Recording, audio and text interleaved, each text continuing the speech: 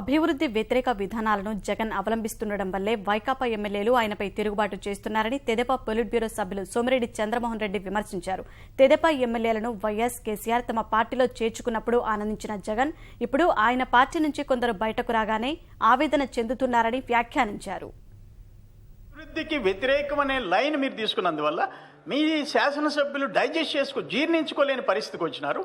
ఈరోజు వాళ్లే తిరుగుబాటు చేస్తున్నారు. మీరు ఇప్పుడు నాలిక కోసేసుకుంటున్నారు. ఆ రోజు 2009లో ఇదే రాజశేఖర రెడ్డి గారు ఈ రాష్ట్రంలో ఆపరేషన్ ఆకర్షని తెలుగుదేశం ఎమ్మెల్యేలు టీఆర్ఎస్ ఎమ్మెల్యేలని ఇబ్బడి ముబ్బడిగా మీరు కొనుక్కోబోతుంటే Jaganmohan Reddy Kadapa MP member of the parliament ఆ రోజు ఏం నొప్పి తగలేదా? మీకు మీ దగ్గరకు వచ్చేటప్పటికి తెలిసిందా?